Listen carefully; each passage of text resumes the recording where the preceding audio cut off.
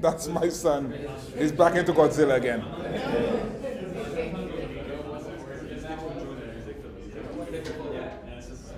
Okay.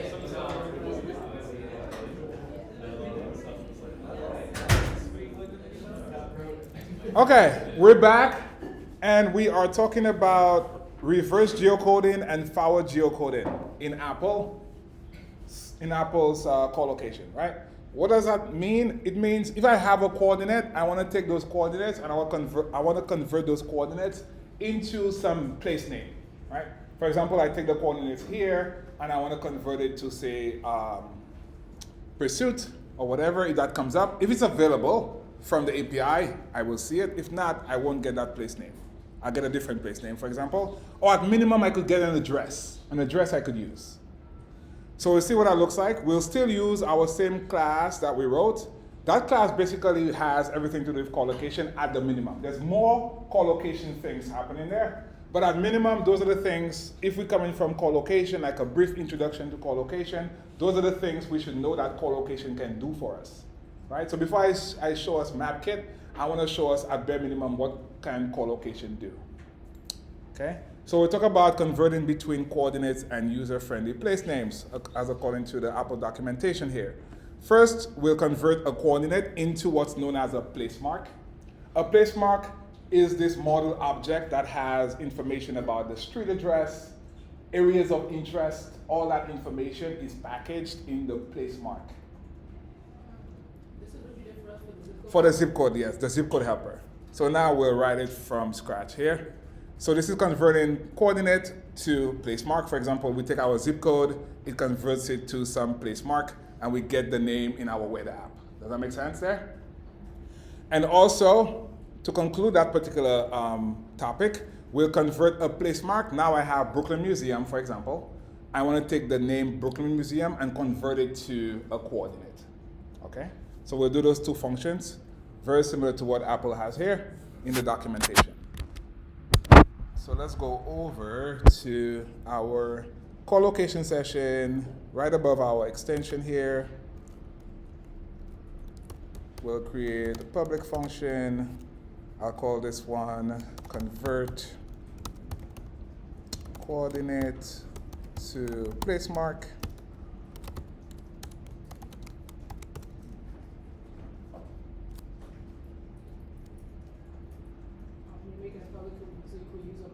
Exactly. So here, convert coordinate to placemark. And let's see, should we pass in a coordinate here? Yeah, let's pass in a coordinate actually. Let's pass in a coordinate. We'll actually see what a coordinate looks like. So I'll pass in a coordinate here. It's a CL location coordinate 2D. It's basically a struct that has two values. It has a latitude and it has a longitude. Okay, that's what makes up a coordinate. A coordinate has a latitude and a longitude. So we'll be able to pass in some coordinate here, and we'll get back the value or the place name of that place, of that coordinate.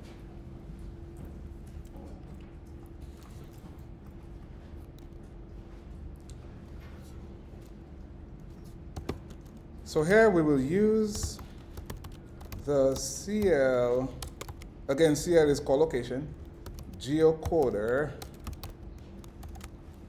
class for converting coordinate to placemark.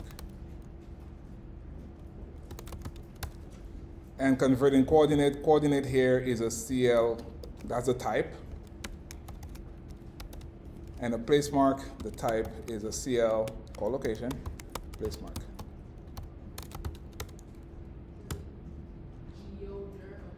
Geo Coder. Geo Coder.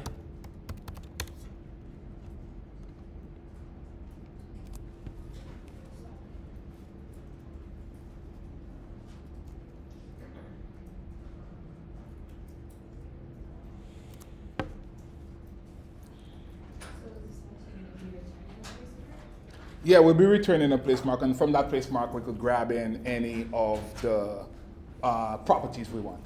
It could be there's administrative area, there is areas of interest.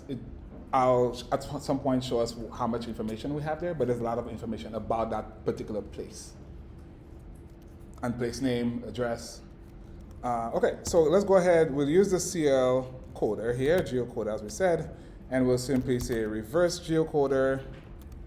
Well, yes, sir. So I know we use the CL Geocoder next to the graph. Yep. Is that requesting anything from like a network, or is that? It does do a background asynchronous call, but it's Apple's API. Oh.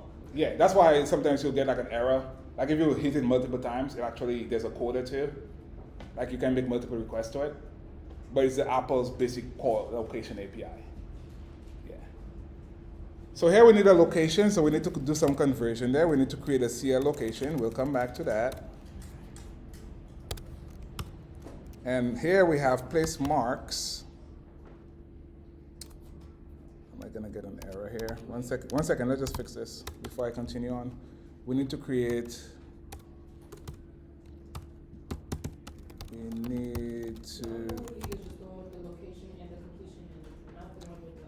yeah, exactly. But first we need to create a CL location. And here we'll create a location, CL location, and then we'll just give it a coordinate, latitude here. So here we'll simply pass in coordinate dot latitude and coordinate dot longitude, and here we have a location. Great, now we could continue. Let me get some more space here, sorry. Okay, so now we could go back and use our CL coder, and here we're using reverse geocoder, and only the one if location, Tiffany, right? And the completion. Here we have place marks, which is an array of place marks.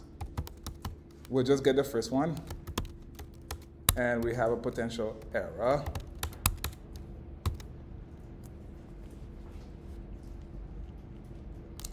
We'll first check to see if there's an error.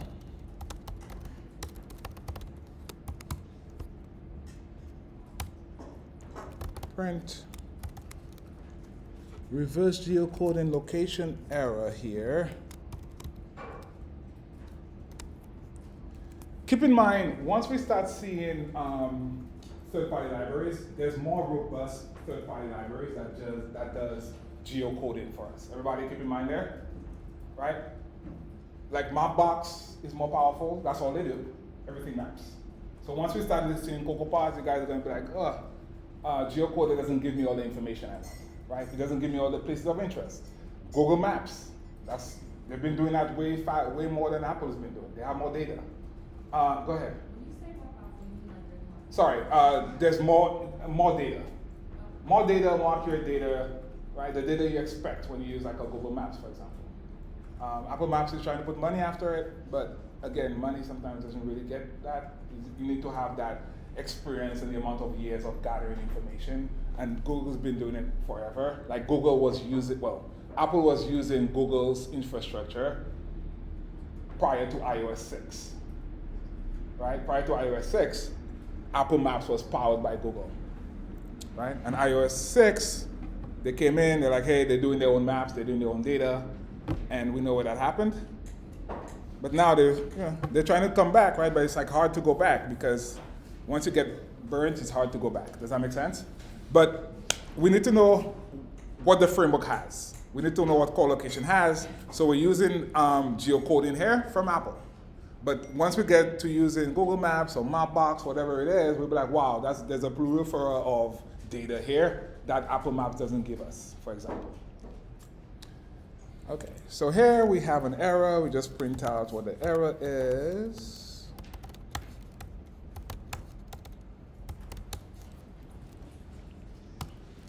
And next we'll get to the place mark. We just want to get access to the first place mark in that particular example here. So we'll simply say let first place mark equal to place marks. and I just access the first one.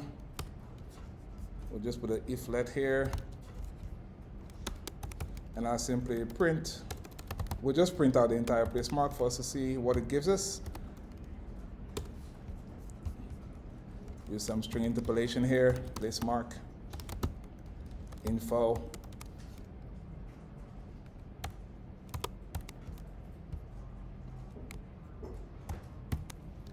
Build, make sure we have no errors. Again, this is information gathering, right, with this particular class we write. Like, what does CoreLocation give us? What can we do with CoreLocation? We could take a coordinate, we could convert it to a placemark. We could take a placemark, we could convert it to a coordinate. We could get the user's location. And soon we'll see, we could create a region, right? So all those things, CoreLocation is very powerful. We haven't even gotten into iBeacons. We're not even going to get to iBeacons with Core, but iBeacons is also powerful, right? I could turn my iPhone into an iBeacon. When I get close to the thing, I could do something, right? It's very powerful. There's a lot of things there. So like as we get into like that capstone area, I want to make sure that my job is to give us that information, like what can we do with what we have, right? Cool. So placemark info, we're able to print that. We're not going to return anything. We'll just simply call this. In our view controller, we could write a test for it. Yes, we can, but not today. Let's go ahead and test it, and we'll pass it some coordinate. Oh, let me actually just get some coordinates for us.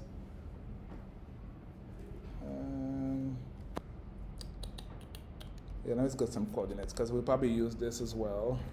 Let's get some coordinates happening there, so we don't have to type all that out.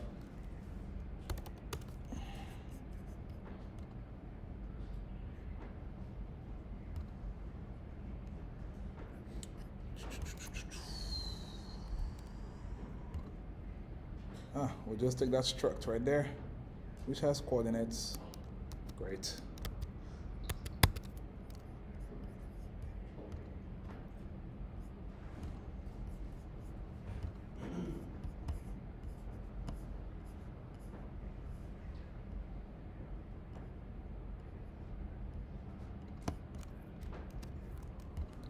We'll just call it location model. We'll create a new, well, we'll not create a new class. We'll just keep it above as I have here.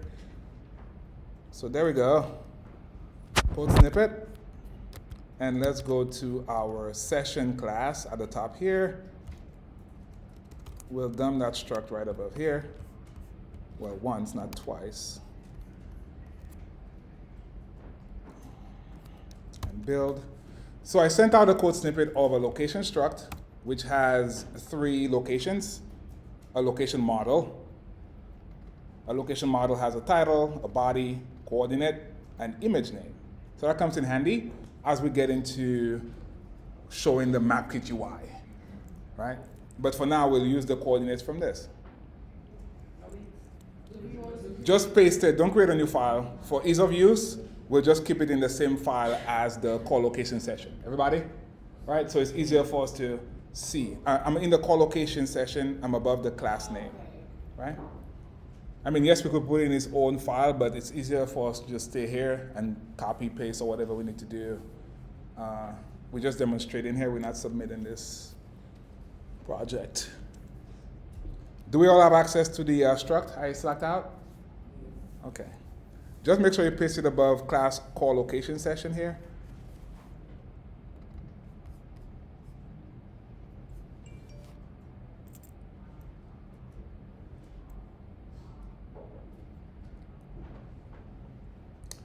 Okay, so we need a coordinate, right? Back in here, we need to call this guy.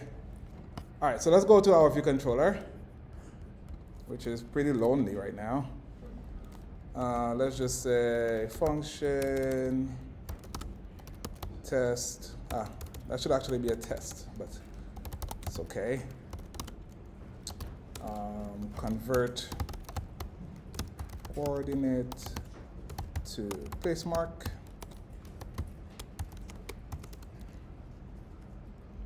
And we'll get a coordinate, or we'll get a location.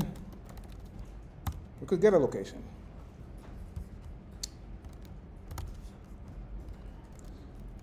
We'll say location, the location struct, location dot get locations dot first. So here we have a location, and then we'll simply call our, we have an instance of the location session, and we'll call convert. We'll pass it a coordinate, location dot coordinate here. That's it.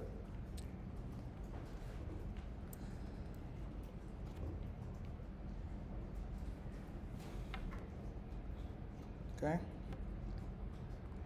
If we were writing this, we'd have to write a completion handler and then deal with whatever we have in that completion handler here. But this is a simple test to see if we are able to convert a coordinate to a placemark. Everybody? So we have our print statements here saying placemark info. At this point, we'll just call convert in our View Delegate load here. And then we'll just say testing, converting, coordinate to placemark. Okay? And we'll run the app.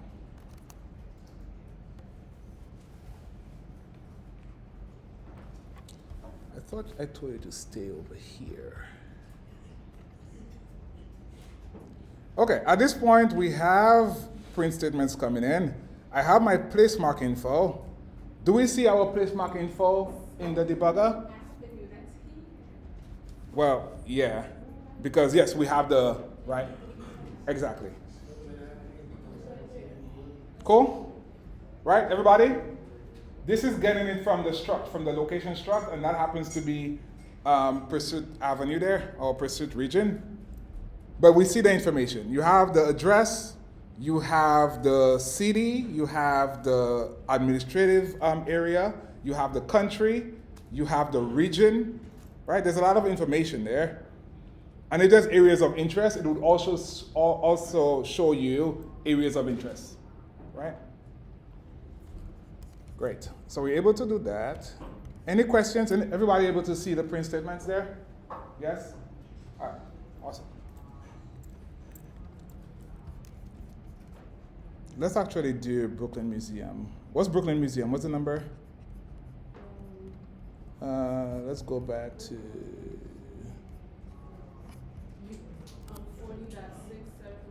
40.6. Okay, let's do Brooklyn Museum and see what we get. So let's revisit this a little bit. I'll simply do. Oh, you a hard code the location? Yeah.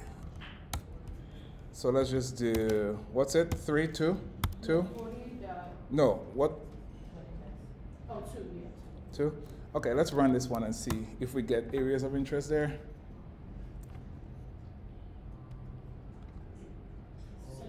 Oh, that's Central Park. Did you give me false? 2 is 1. It's 1. No, that's fine. We're going to keep it here. It's okay. All right. So what we have here, Placemark info, we have Central Park, and we have radius, and we have that information here. Okay? Cool. All right. We'll stop there for this one. We'll go back to the other version, take a placemark, and convert it to coordinates. So let's do that. Go back to our session class here, and we write a next method.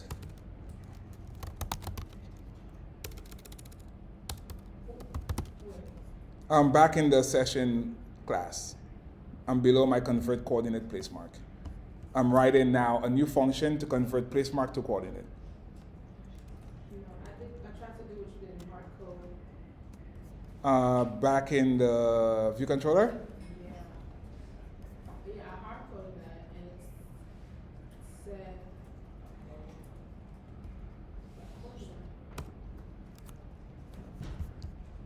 We just use array indexing.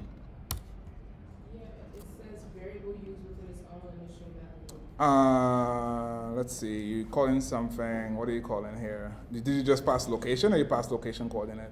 Location dot coordinate. You don't have any more iflets, correct? Because it's not optional anymore. No, it's just let location equal location dot get location. At 1.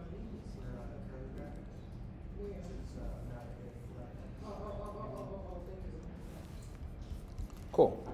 Great. All right, let's go back here, and we're creating a new function. We'll call it convert coordinate, well, placemark to coordinate.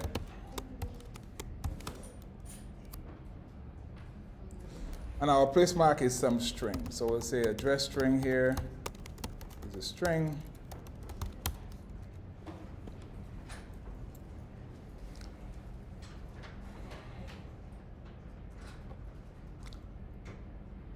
Cool. So let's go ahead and convert. So here we are converting an address to a coordinate.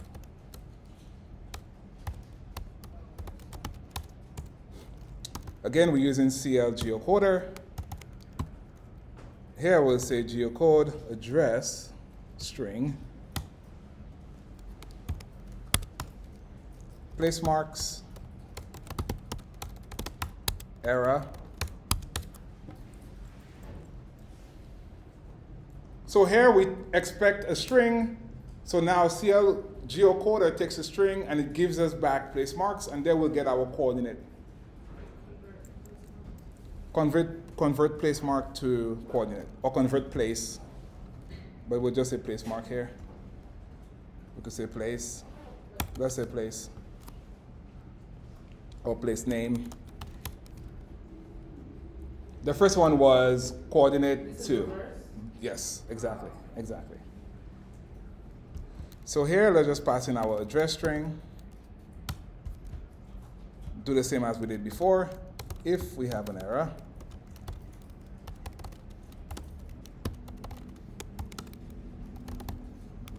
print out the error.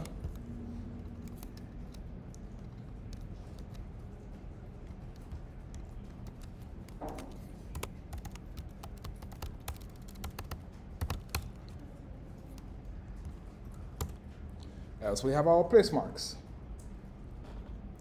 In that case, we'll just say if let first place mark equal to place marks dot first, and here we will print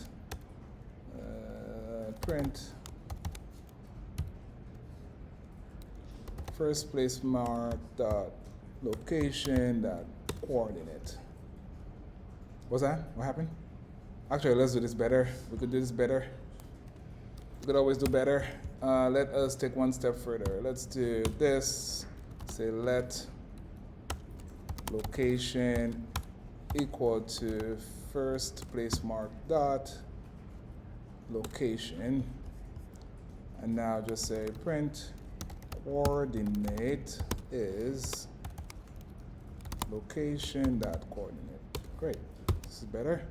So we're just using optional chaining. We say if let first place mark, and we use a comma, and we say let location, so we don't have to delete any optionals in our print statement.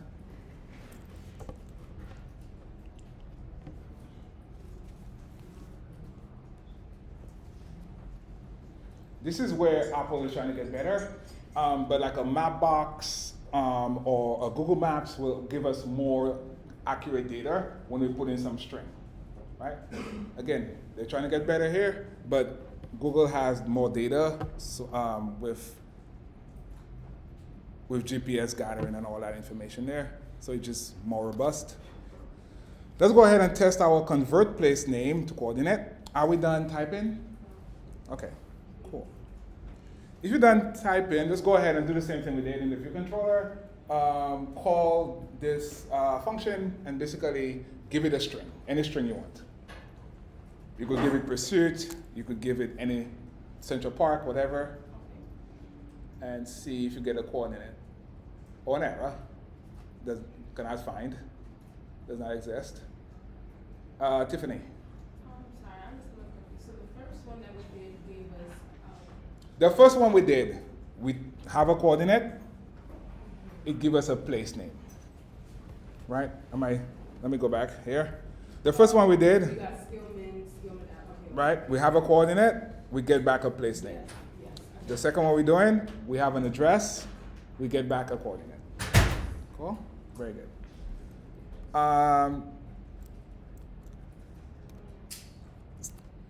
How are we doing, Shania? Good? Awesome. Anybody still? All right, let's go to the view controller and test this function out. View controller.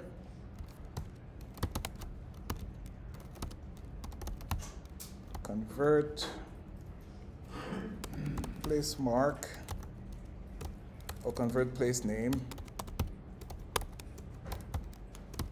to coordinate, and there we are just calling our function location session dot convert place name to coordinate, and then you put in any string here. I'll put in Brooklyn Museum and see if we get coordinates back for this. And we'll call it right here, and I'll say testing, converting place name to coordinate, and call it.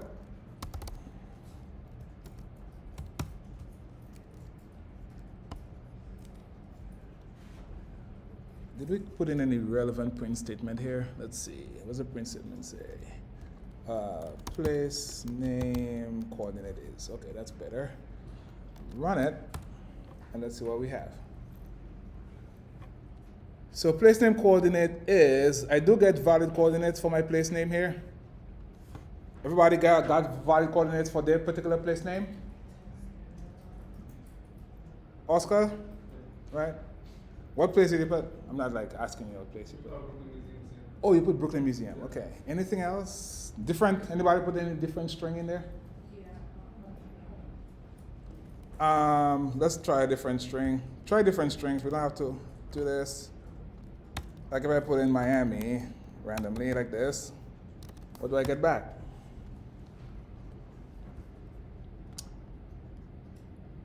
Place name, right? I got 2580. Does that make sense, everybody?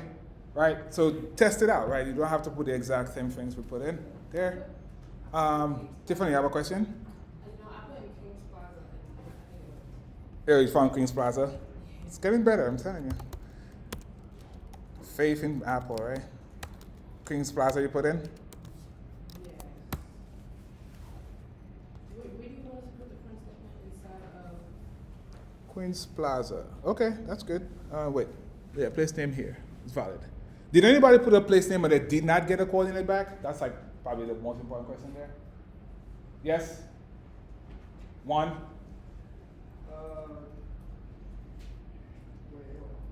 Kelby? You got all your places good, everything? There was no error there? Yeah, it's getting better, right? The API is getting better. Because there were points where you put stuff in there and you just like no results or some error cannot be found. If we put pursuit, what do we get actually?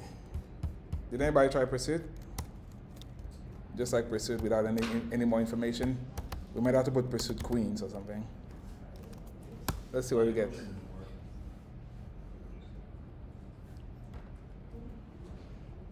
That is not where is it? Place name. I think we probably got an error here. Yeah, I think we got an error for that one. I put a print statement in the function itself. So if we go back to the function here, I have a print statement here. So we have it did not find this, it gave me an error. Everybody sees that? Right, with just pursuit, it told me there's an error. It cannot be found. It's null. But if I put pursuit queens, it might be better.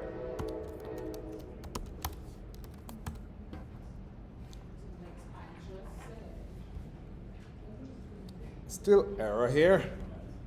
Cannot find it. That's what I'm talking about. Like, it gets us only so much. Okay? I'm sorry? Yeah, it only gets so much, right?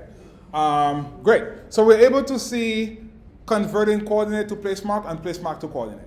Awesome. Let us now go ahead and add MapKit to our UI and render our location on the map. Go ahead, May. Yes, it will. So that is, so May says that her update locations keeps updating, which is exactly what we wanted it to do. If we go back to our initializer, let's talk about it a little second there. I know I have the thing clicked, but it's not on it. If I go back to my initializer, let's talk about Maze question. So Maze question is, everybody, Maze question is my did update gets called all the time.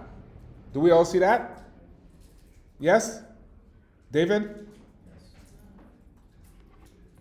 Because we have the most efficient data gathering API request from our location manager. Within our location manager, go ahead and just keep updating locations.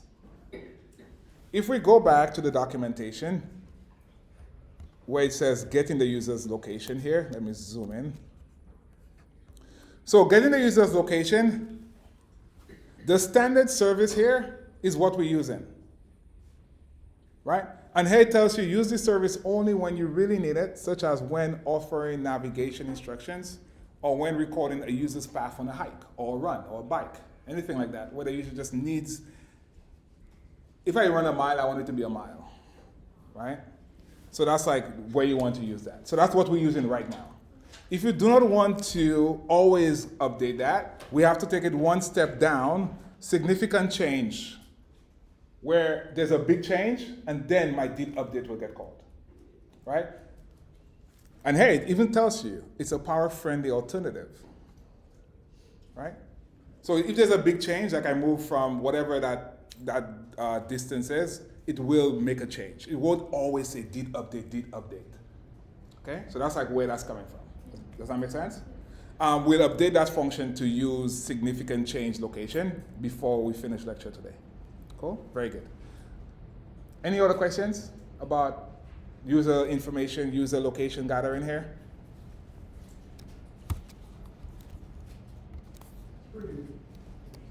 What's that? Interesting, good. It's limited, but it's like limits, like restriction.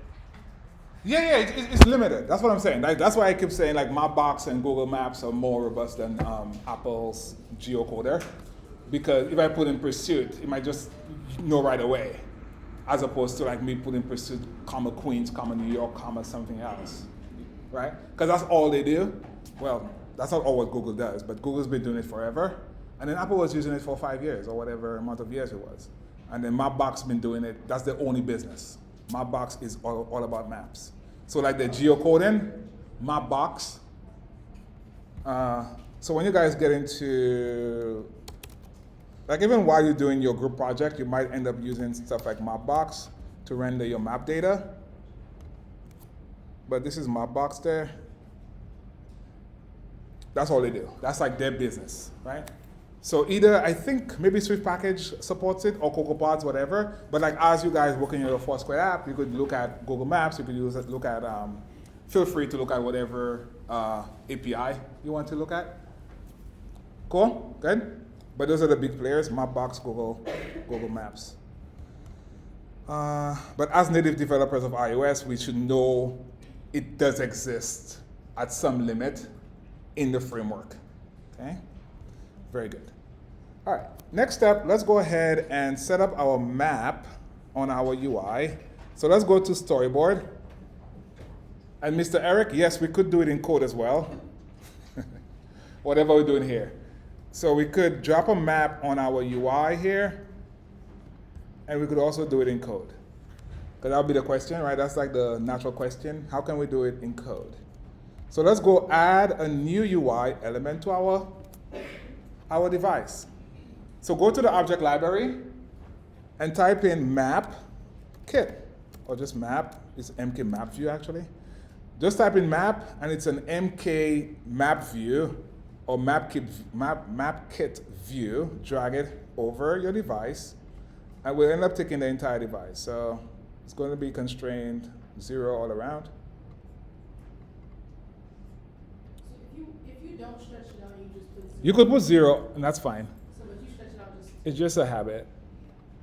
Because sometimes I try to do the zeros and it doesn't listen to me. All right, so we have our map. Let's get to our assistant editor. And let us connect our map to our view controller somewhere.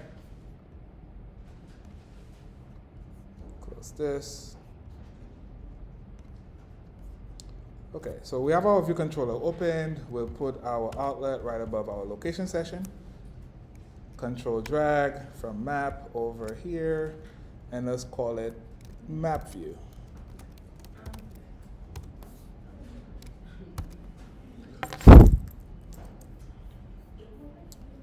Okay, looks like we have an error. Why do we have this error?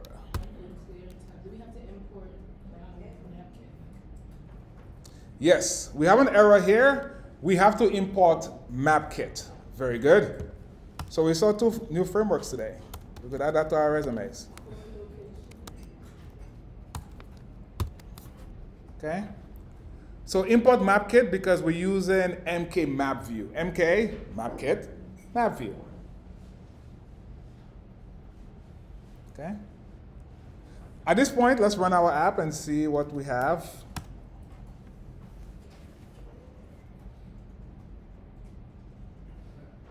We have a map.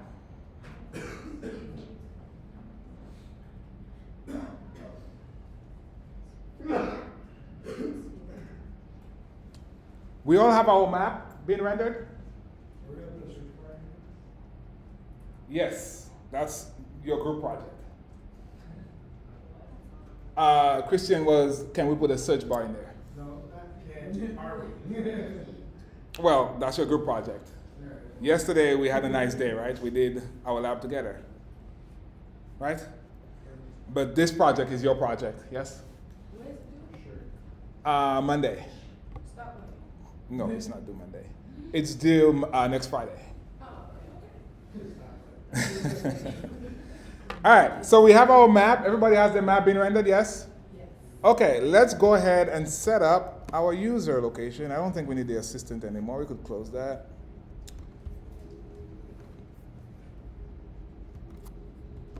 We have our map view. We have our view load.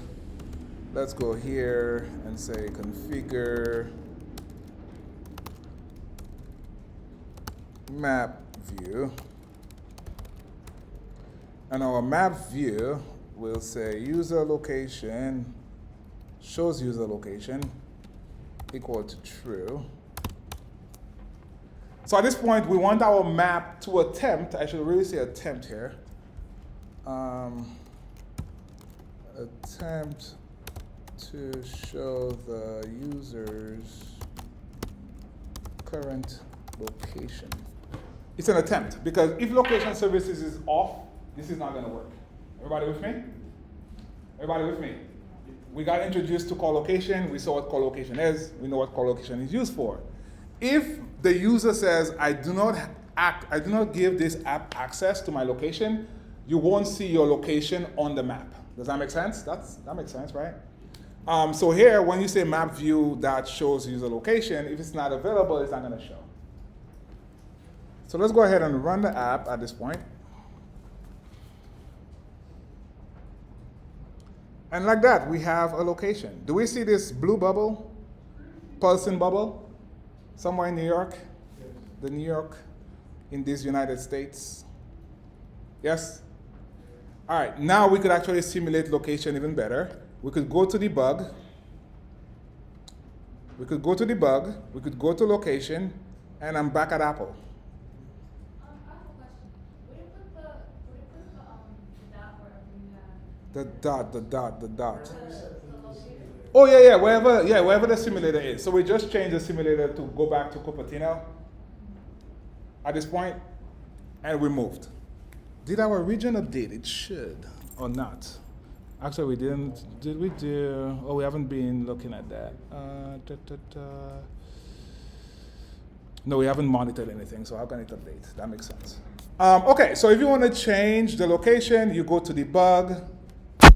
You go to debug, you go to location, and you change to where you want to change. If I want to come back here to New York, I go back to our custom lat and long, and I click OK. I'm back in New York. Cool? Great? Yes? Okay, let us do, go ahead. No, go ahead. What is? I was only going to ask because automatically I tried to scroll. Oh, I can't. No, you can. You could scroll, you could zoom. This is a scroll view. Everybody? I could zoom in, like we had with our subway map. I could do zoom in, I could pan, right? I could go to Sweden, see what's happening there, right? Oh, we need to add a button here too. All the things.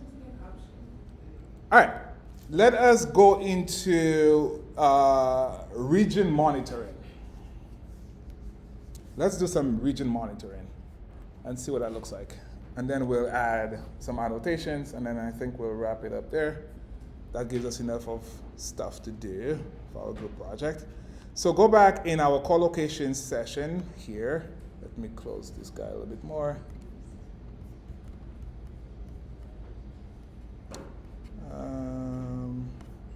Let us actually answer May's question before we do anything here. Let us answer May's question. All right, let us answer May's question. Why is my did update happening all the time? So get updates for user location. Here, this particular method is the more aggressive solution for GPS data collection. We'll do the significant change, right? So we'll do the significant change, and we'll write a function for that. Where am I? I'm below my initializer in my session manager. In my CoreLocation session class, I'm below the init. Everybody? Okay, and we're writing a new function. It's private. And we'll call it, what am I gonna call it? Start significant changes, location changes.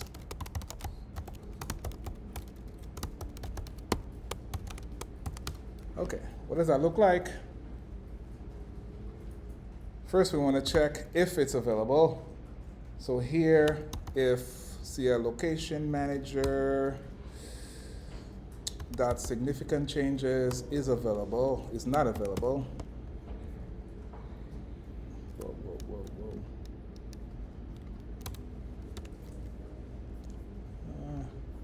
Okay, that's better. So if this is not available here, what we want to do, we'll simply return and say not available.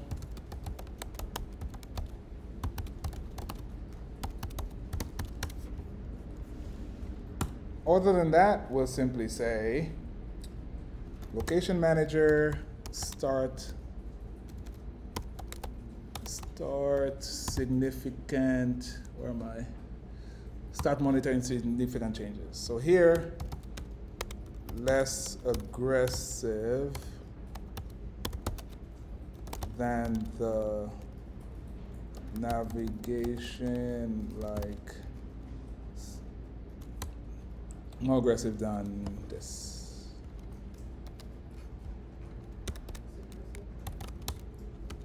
In GPS monitor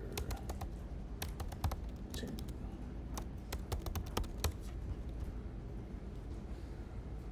So what are we doing here? We're checking to see if this if significant changes is available on the device. If it is, just go ahead and start monitoring significant changes.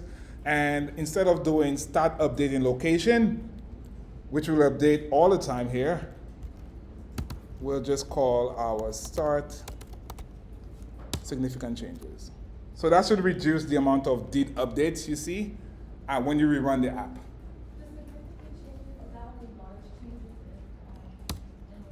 The system will know when there's a change that needs to monitor.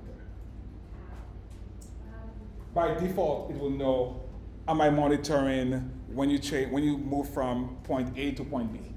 There's also a distance filter you could add too, right? If you don't add a distance filter, it will just use its own default. So here, let's run the app again and just update me as your did updates happening. It should happen less at this point. Did update here. So it happens the first time I run it, and then here we're on the simulator, but if you're on a real device, it will change when it sees a significant change. And if we go back to the documentation for this, If we go back to the documentation here,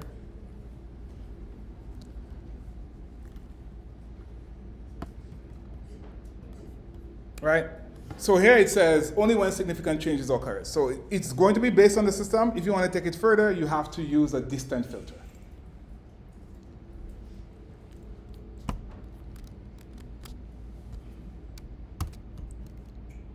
All right, so that's good. Made less updates? Only one update at this point. Yes? Sorry, what? Did you update it? Yeah. Did you rerun it?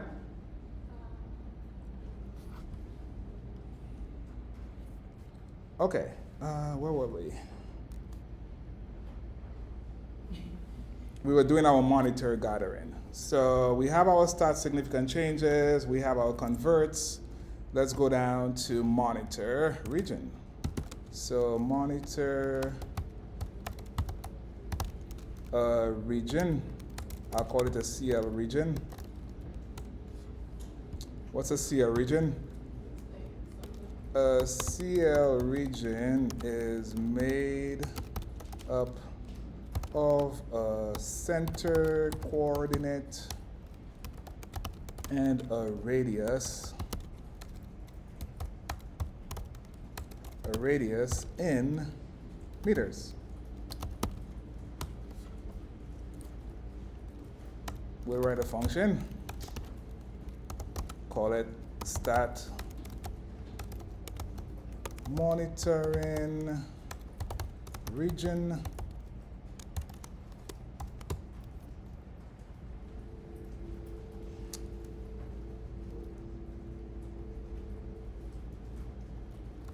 we need a region.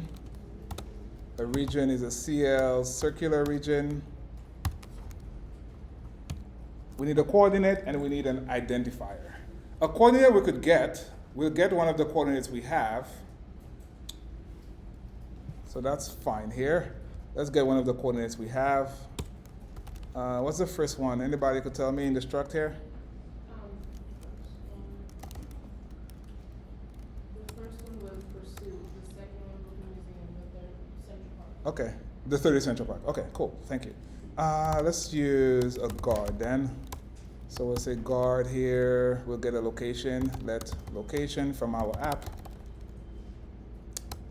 Well, not really, we'll just hardcode the thing. Location equal to location dot get locations. You said the third one? Yeah. Okay, so this is Central Park-ish? Okay, so we have a location, great. Let's continue our CL region. So here we could simply say location dot coordinate, and a radius is in meters, as we said. We'll say 500 meters. And an identifier, we'll give it an identifier. Let identifier equal to, just call it monitoring region for now.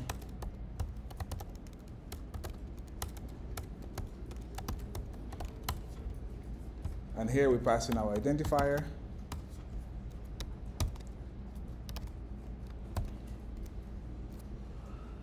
Great.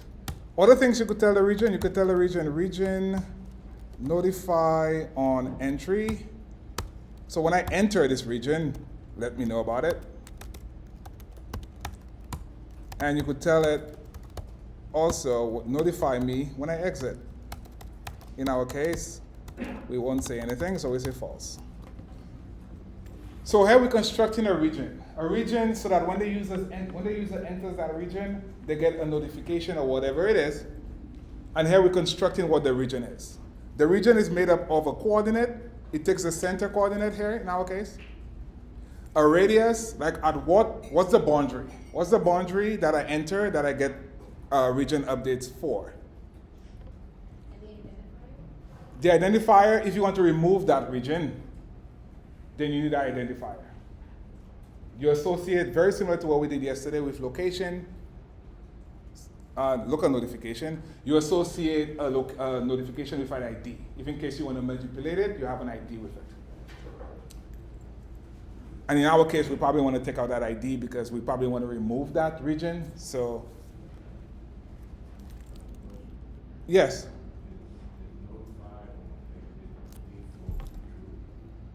What's the default? That's a good question. Let's see what the default is here. Does it tell us? When is probably true, the upper is not. The default value is true, yes. Right? In the documentation here, Eric's question was, what is the default value of notify? It's true by default. Eric? Cool. All right, so notify true, notify on exit false.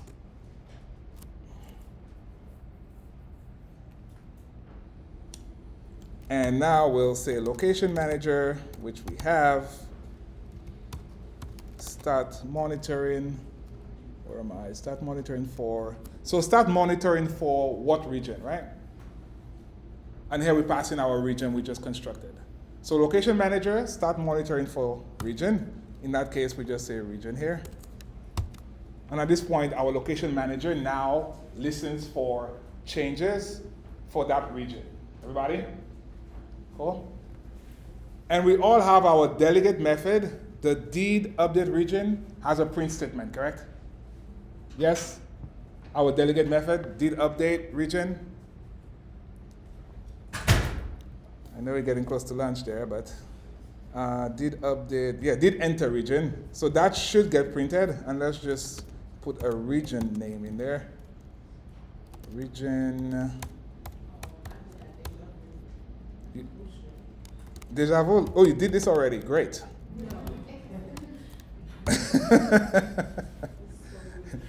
All right, so just make sure in our did enter and did exit, we have some string interpolation with what the region is. Cool? Don't you put the exit as false? Yes, I did. So would it still call that? No, not in that case. No, it won't. No. Okay, so going up, make sure we have all the code here. Make sure we do have that last code here. Make sure you have no warnings, because if you do not say this, you'll have a warning because your region is not being used. So make sure you say in location manager that start monitoring there. And let us call this. Let's call this start monitoring in our init as well.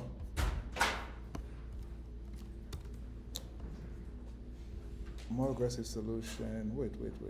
Did I remove something here? More aggressive, less aggressive on battery consumption and GPS data collection. All right. And we'll call our start monitoring. A mini question?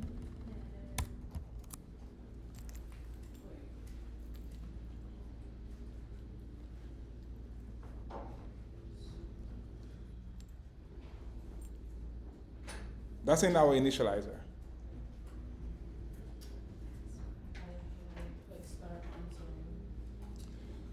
Okay, let us run our app. Where are we now? We're not in Central Park, that's for sure. Run the app.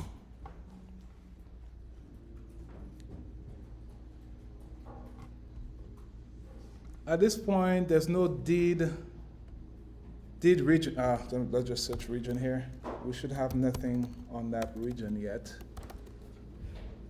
Region info, not that. There's nothing yet here. Great. So we haven't entered the region. Does that make sense, everybody? Yes? Okay, let us now fire up our simulator and change our location. This is where our little struct will come in handy, because we'll just copy paste what Central Park is. So go to debug, go to location, go to custom location, and go ahead and copy the lat. Copy the latitude for Central Park, paste it in to the latitude area here, and copy the longitude as well, and paste it into the longitude area, and press OK. Actually, before you press OK, clear the console, and now press OK. At this point, you should see, come on, down here. At this point, you should see did enter region. Do we see that? Because now you've entered that region we're trying to locate. Everybody? Everybody?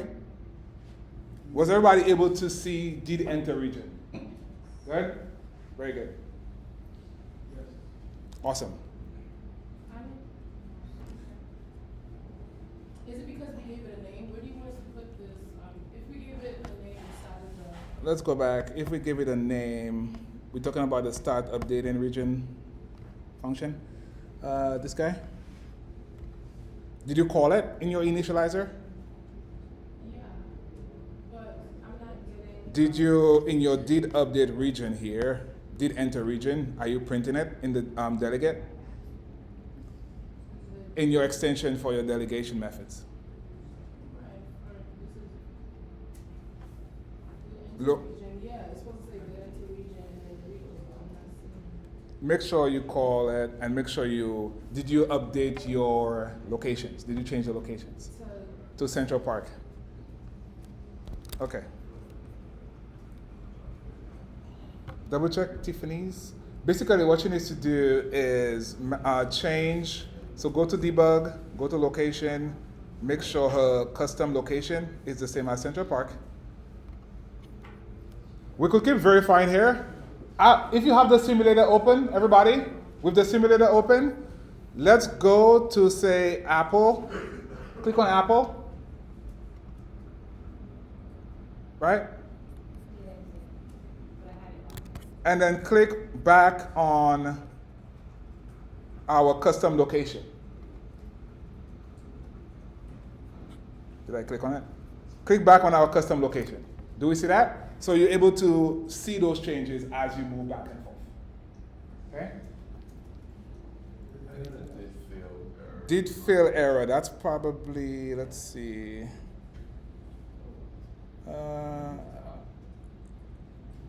Doesn't affect anything else for now, right? I'll probably leave it for now. It might be some CoreLocation or other thing happening. One other thing, are we still good, guys? Are we still good? Energy level still good? Yeah. All right, because I feel like it's slowly fading away. Okay.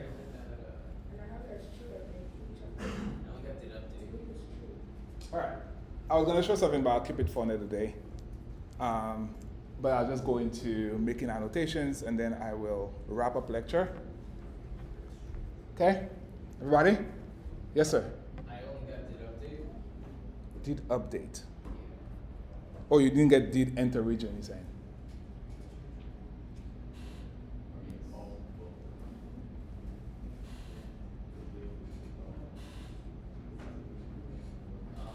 Yeah, go ahead. Say it again? Yeah, we updated in your initializer. Make sure that you commented out start updating location, which we'll call it all the time, and then change it to start significant local changes. Okay? All right. For purposes of the group project, let's talk about annotations and how to add annotations to the map view. Okay? We have our map view here. We could go ahead and add annotations to the map view. So I'll show us how to do that. And then from there on, we could continue working on our project. We'll come back Monday, talk about more MapKit and CoreLocation stuff. But for now, I'll show us how to add annotations to the map. When I say annotations, I'm talking about those red pins we're familiar with, right? So we have, right now we have a struct, and our struct has how many objects? Three. All right, look at that. Our struct has 3 objects in there. So we'll take those objects and we'll make annotations from those objects and we'll add it to the map view. That is basically what we need for our group project. It's fine, I'll check it out later. That's basically what we need for our group project. Because at the end of the day, if you have an API and the objects of that API have a coordinate on it, you could make annotations from it. That's basically what I want to say here. If it has coordinates, you could make an annotation from it. Because what does an annotation need? An annotation at minimum just needs a coordinate. It needs to know where am I positioning myself. So the minute you have that coordinate from your API, from Foursquare, whatever, You have a function that takes your data, converts it to annotations, and then you add the annotations to the map view. Okay? That's it. So we'll do that now with the data we have. We have 3 objects. We'll add those 3 objects to the map. Let's go. Did you comment out anything so that does anything override anything? Yes, we have our initializer override in here. Right. So from when I say override, I mean like, did you comment out anything? The only thing we commented out because we do not want updates for notification for our location all the time. We commented out start updating location. Right. And then we added start significant local changes. And Location inside- changes. But inside of the significant local changes, can you? Yeah, that's right. What is the behavior on your computer? Oh, you know what? No, I know exactly what it is. I have it inside of it. Else statement. So that's right. Cool. All right. So view controller, we could as well just call this view controller map view controller or something. Just rename this. Refactor, rename. Just call it map view controller. Cool. Awesome. And what's the objective? The objective is to add annotations to the map. That's it. And if we have time, we'll do some local notifications with our region. But if not, we'll come back on Monday and do that. So now below my view did load, let's write a function. We'll call the function make annotations.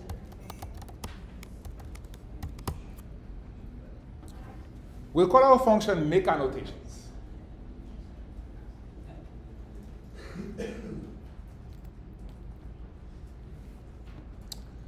We'll use a simple for loop. We'll say for location in location dot get locations. We'll have an array of annotations here. Annotations, which is MK point annotation.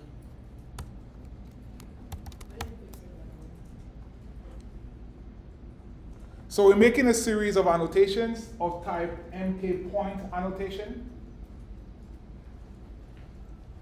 We'll go through that array of locations and create annotations. So we'll start off by saying annotation equal to MK point annotation.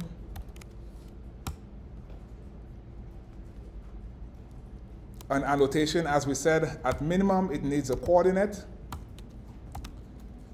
And we'll get the coordinate from location dot coordinate. Great. We'll give it a title. Annotation dot title equal to location dot title. And then we'll say annotation, well, annotations dot append annotation. Cool. So at this point, we've made our annotations. We have, how many annotations we have? 3 annotations, right? Because we have 3 locations there.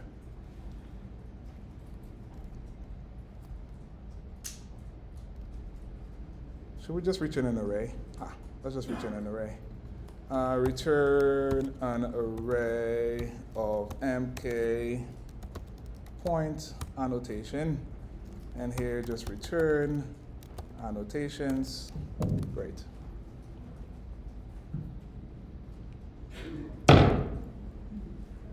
In our viewDid load, which here, we'll write a function right here saying load map. Make this private. We'll write a function called load map view. And here we need annotations.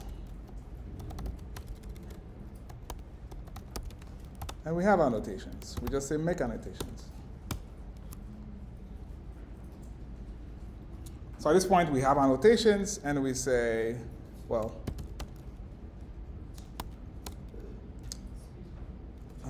actually, it speaks for itself. I don't need to write a comment here. So I simply could say map view dot add anno. So the map view, you could add one annotation. So add annotation, singular, or you could add many annotations, right? In our case, we want to add many annotations.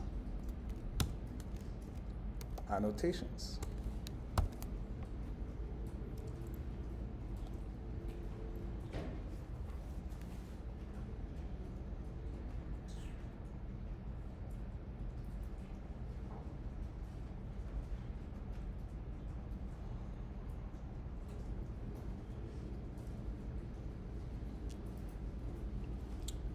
Okay. So we call load map in our view load here, load map, view, build. And let's run. What's that? Lower what? Oh, sorry. As we see, our annotations hasn't been rendered, right? Anybody see the annotations? It's not showing up. We have some more work to do. Christian, what part you want to see? Okay, so we have some more work to do. Very similar to our table view, we have to implement some delegate methods on our map view. Okay? In our case, we have to implement one method, view for annotation, where we render a view for the annotation. That's where you could customize your annotation view, what it looks like, whatever. But in our case, we'll use a simple point or pin annotation to return to the map view. So, similar with our CoreLocation manager, it has a delegate. Similar with our map view, we have a delegate. So, in our view to load, let's go ahead and set the delegate on the map view. First time we use map view is here. We say configure map view. Go ahead and say map view dot delegate equals self. So go ahead and say map view dot delegate equals self. We're setting ourselves as the object, the delegate object, and we'll go ahead and write an extension for the map view at the bottom of this class. Yes? Is this for like the larger map itself, or like to design? Say that again. Like to view the annotations on the larger map itself, or just use it? Because I have them zoomed in. You have them zoomed in? Yeah. It shows without you doing anything? It's weird. Did anybody annotation show? Oh, yeah, mine shows. When you zoom in, you'll see it. So we don't need to do more work here. Why am I thinking we need to do more work? Thank you, Ian. We could do more work, but not really, if we don't need to. Zoom in here.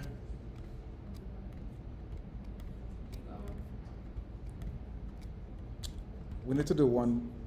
Let's do one more thing, because this is not ideal. Let's continue on. So map view dot delegate equals self. Let's go to the very bottom.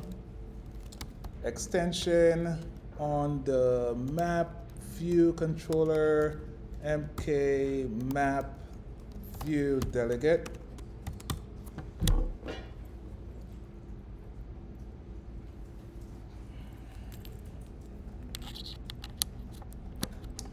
MK map view delegate. Let's see, what should we do here? Actually, we'll come back to this 1 second. We'll come back to that, because I think we are okay here. Go back to load map view, I add the annotations. Say map view dot show annotations here. That's probably better. We don't need the delegate methods in that case. So we could say show annotations here and show the annotations and animate true.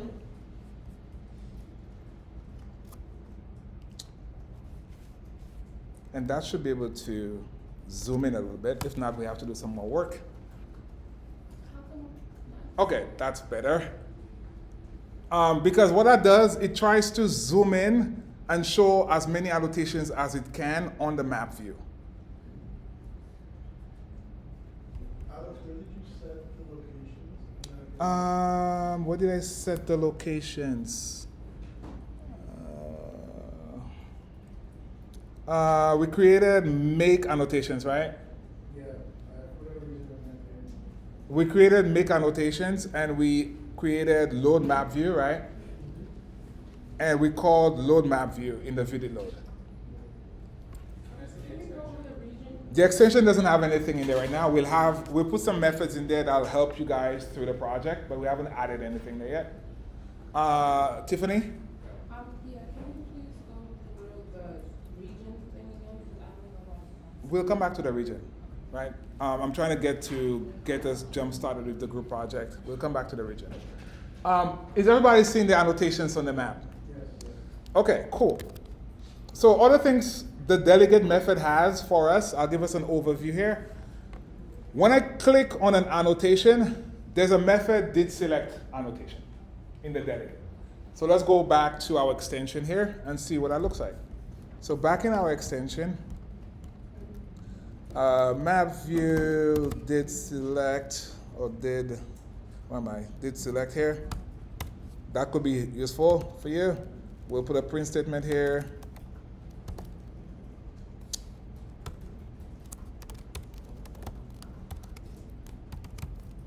And we'll just say did select.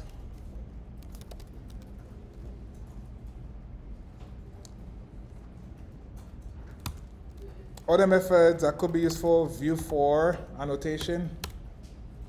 Here we'll just return, actually I'm not gonna implement this method. Just keep it here. There's a call out method, call out.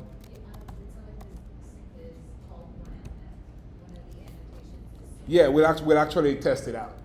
That's why, yeah, we put a print statement in there. Next method that could be useful for us for our lab, there's a call out, accessory call out here. We'll come back to some of those on Monday and Tuesday as you guys work on your project. Yeah, so print, call out. Call out is the bubble, by the way, above the annotation.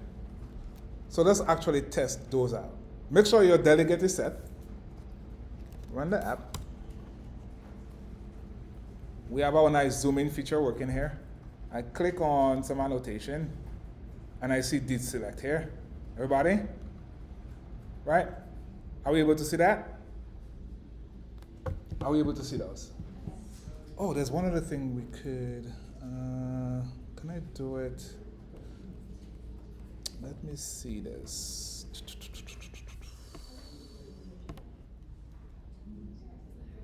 Can I do it here? Annotation, show. No, we have to actually implement it.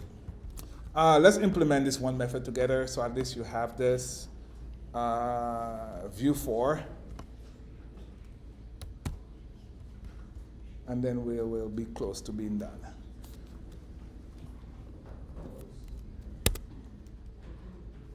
What happened? Okay, this method is very similar to like a cell for row at. Let's start off with getting a view. What am I having there? Guard. The annotation is, it needs to be MK point annotation. Else here we'll just return nil.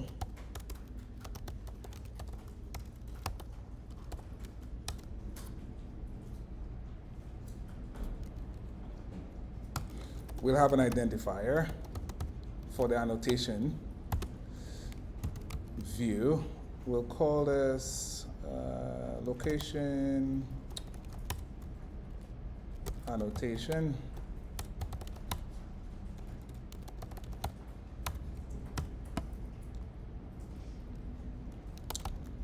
We'll create an annotation view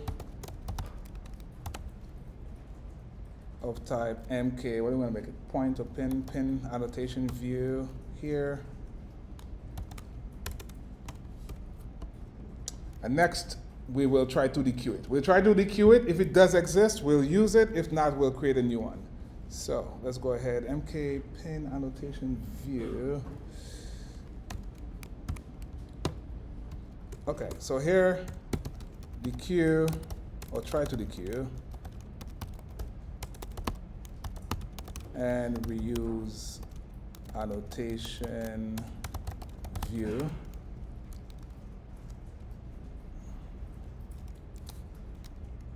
If let dequeue view equal to map view dot dequeue, we use identifier, our identifier,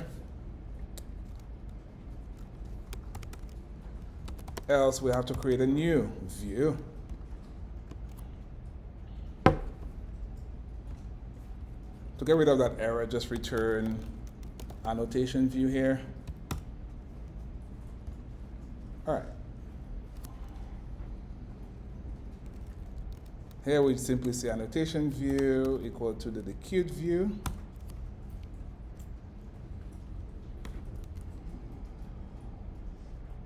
MK, I need to typecast this as MK pin annotation view. And now we'll create a new one if it doesn't exist. So this block of code here, if it does exist, go ahead and just assign it to our annotation view and return it. Else, here, we'll create a new one. So annotation view, MK point annotation, pin annotation, sorry. We created with the annotation that was provided to us and the identifier.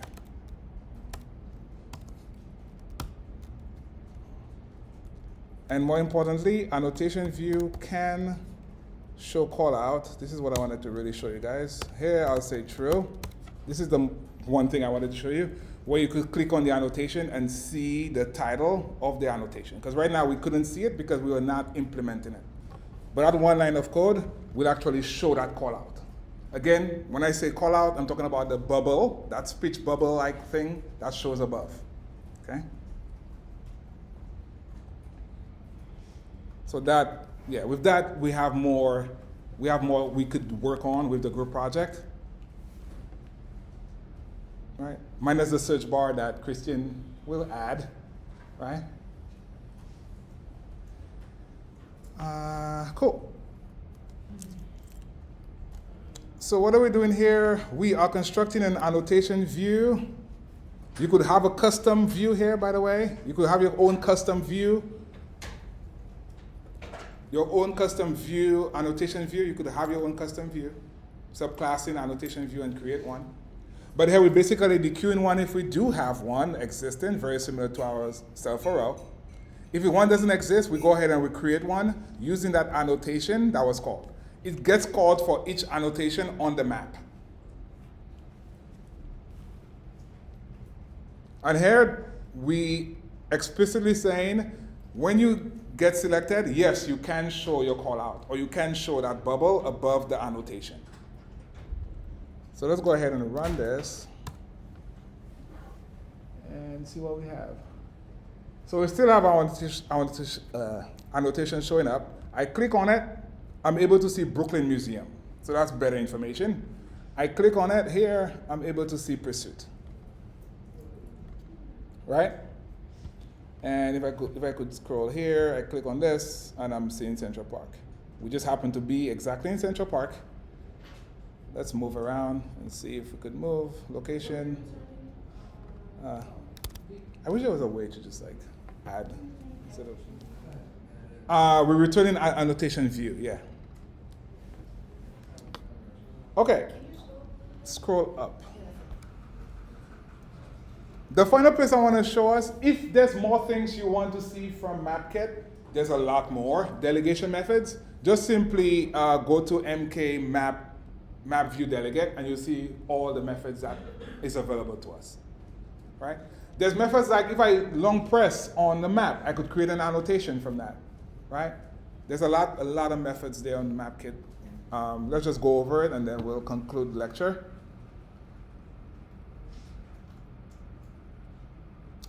Good, Mel? All right, cool. So lastly, let's just overview what MK map View Delegate has to offer. All right, overview of the delegate on map view. Region will change animated, right? Responding to map position changes, loading the map. So anytime your map is loaded, those methods gets called, and you could do what you want to do here. Tracking the user. Managing annotations, we just implemented View 4, returns the view associated with the specified annotation object, right? So if you want to get fancy here with your group, this is where you want to create a custom annotation view and return it, right? As opposed to like the standard annotation views iOS has. Does that make sense? All right. Did add when an annotation view got added to the map, you could do that here. And keep in mind that if you add in annotations, you want to remove them before you add new ones. Does that make sense? Like if a user does a search, for example, if I search for pizza in my search bar, I search for pizza, you do your make annotations for pizza, right? You're about to add it to your map.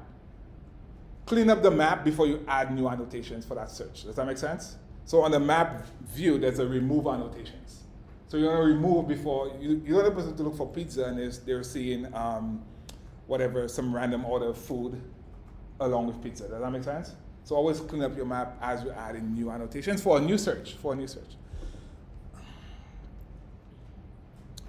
Selecting, we just saw what did select looks like. If I selected what that looks like. All right, where's the call out? So call out here, if I tap on the speech bubble, what can I do here? There's many things you could do. Tells the delegate the user tapped on one of the annotation view accessory buttons. And there's some stuff you need to do there. I'm not gonna give us all the information, but there's some information gathering where something needs to happen in order for this to work. But the internet is a beautiful place.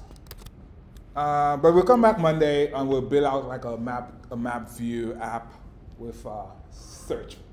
What changes the pen icon? The what? What changes the pen icon? Because like from the delegate, like with the delegate, it looks like a pen, but without the delegate. You could do a marker. There's a marker or there's a pen. Yeah, those are the two that comes with iOS. Yes, sir. Is there a reason it's not showing the user? I had my user show up, right? My user is here. The user is in blue. I mean, you could change that too if you want, right? For your project. Based on who's demoing, it shows their face.